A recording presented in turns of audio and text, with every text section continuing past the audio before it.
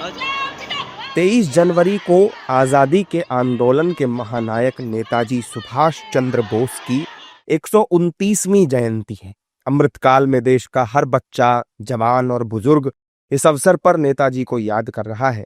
नेताजी सुभाष चंद्र बोस भारतीय स्वतंत्रता संग्राम के सबसे प्रभावशाली नेताओं में से एक थे। उनका जीवन और देश के लिए समर्पण देशभक्ति की मिसाल है। उनका नारा "तुम मुझे खून दो, मैं तुम्हें आजादी दूंगा" आज भी युवाओं में नया जोश भर देता है। नेताजी सुभाष चंद्र बोस ने 1942 में आजाद हिंद फौज का गठन किया था, जिसका मकसद ब्रिटिश शासन से स्वतंत्रता हासिल करना और भारतीय स्वतंत्रता संग्राम को मजबूत करना था। आईएनए ने भारतीय सैनिकों और नागरिकों के साथ मिलकर ब्रिटिश सेनाओं के खिलाफ कई मोर्चों पर लड़ाई लड़ी, खासकर म्यांमार और इंपीरियल इंडिया की पूर्वी सीमाओं में। भले ही आईएनए की लड़ाइयों का परिणाम सीधे तौर पर स्वतंत्रता में निर्णायक न हो, लेकिन इसने भारतीयों में देशभक्ति की भावना को जगाया और ब्रिटिश प्रशासन पर मानसिक दबाव बढ़ाया। आईएनए का योगदान भारत की आजादी की कहानी में वीरता और समर्पण का प्रतीक माना जाता है। लेकिन स्वतंत्रता प्राप्ति के बाद मां भारती के वीर सपूत, जन जन के दिल में राज करने वाले नेताजी सुभाष चंद्र बोस के देश के लिए समर्पण और उनके योगदान को वो तवज्जो नहीं दी गई जिसके वो हकदार थे।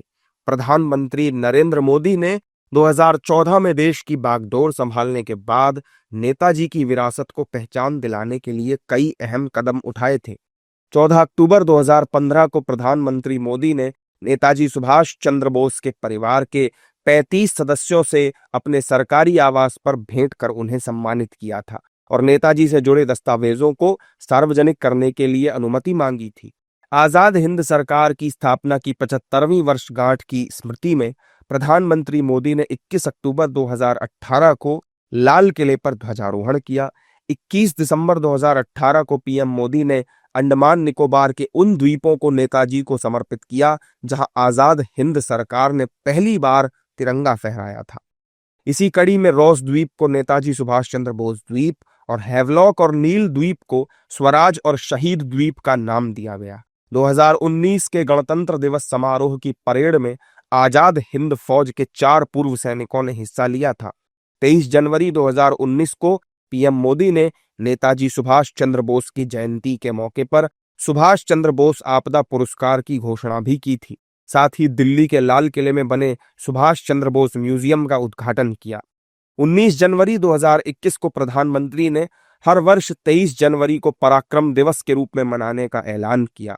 23 जनवरी 2021 को नेताजी की 125वीं जयंती के अवसर पर प्रधानमंत्री मोदी कोलकाता में उनके पैतृक निवास गए थे, जहां उन्होंने नेताजी की स्मृति में एक स्मारक सिक्का और एक डाक टिकट जारी किया।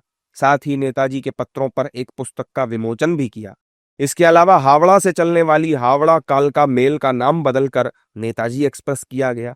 8 सितंबर 2022 को पीएम मोदी ने कर्तव्य पथ पर नेताजी की 28 फीट ऊंची प्रतिमा का अनावरण किया। 23 जनवरी 2023 को पीएम मोदी ने नेताजी सुभाष चंद्र बोस द्वीप पर बनने वाले राष्ट्रीय स्मारक के मॉडल का अनावरण किया।